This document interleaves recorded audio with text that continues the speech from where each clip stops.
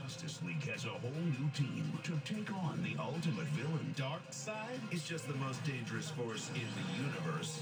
Crush them. We can help you against Darkseid. Whoa, whoa. Watch out for Darkseid's Omega Beams. What are Omega Beams?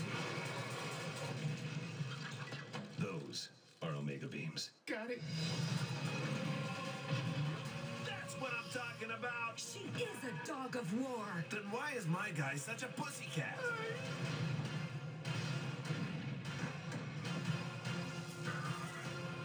There are two sides to every hero. Justice League does it again. Fist bump. Hey everybody, it's Nolan North for Krypton Chronicles. Log on, check it out. Hi, nice to meet you. Nice to meet you as well. And you play Batman. I do get to play Batman. All right, and how charming do you find the Lego Batman to be, as opposed to like a movie version? I think it's fun because, you know, whenever you do a TV show or a film that's based on, you know, a specific, like a graphic novel or whatever, there's a specific tone that you have to stay within. And with what we get to do, what Lego gets to do with all of their properties, whether it be Lego Batman or Indiana Jones or Harry Potter or Star Wars, you get to pull from all of the different iterations. So we have the benefit of, you know, taking a page out of 66 Batman or taking a page out of what Tim Burton did in the 89, or, you know, even Batman the Animated Series and the graphic novels. We get to pull from all of it because this is just fan service to all the different iterations that Batman's had over the last 75 years. That's great. So you've played Batman before. Yes. What do you find different in playing a Lego incarnation as opposed to a live animated version where you're trying to be realistic? That's the beauty of it, is that none of these characters feel they're the Lego version. They are, I am Batman. You know, Nolan is Superman. That's so, great.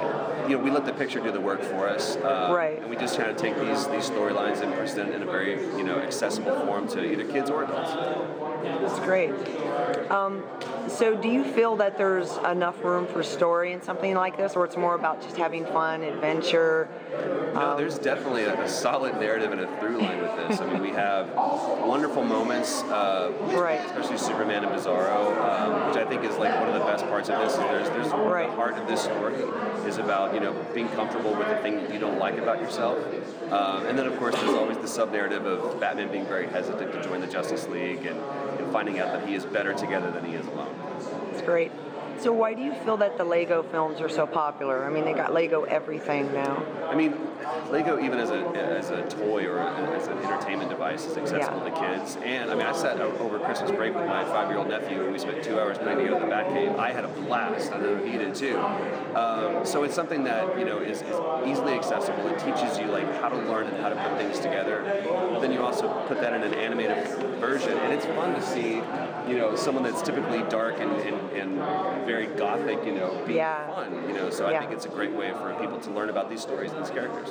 That's great. Have you ever seen the Lego toy Batman? Do you ever look at it and you're like, that's me? Oh, and I try to push that off to my nephew too. He could not care any less about me being Batman. It's like, I'm Batman. It's just like, no, this is, stop it, Uncle Troy. This is Batman. It's fun. That's great.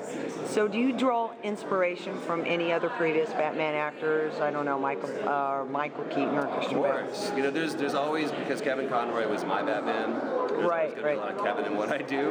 Right. But no, that's the beauty of this, is I get to pull from, you know, whether it be what Bob Keaton did in the comics, or I get to pull from Adam West or Kevin Conroy or Michael Keaton or Christian Bale. Right. That's great. So you've been doing voiceover for a long time, because I went on IMDb and I looked at everything. Since like 1990 or something. You've done everything. A little bit later than that. Don't age me too much, but yeah. Oh, okay. I've been fortunate, sure. What is your advice for someone who wants to get into voice acting? You know, I think it's very true to what this movie is all about. Is be yourself. Be true to yourself and be okay with that. You don't have to sound like anybody else. You don't have to be like anybody else or look like anybody else. Right. Just find what's unique about you, find your talent, and pursue that. That's great. All right. Well, thank you. It was so good talking to you. Well, thank you. Okay.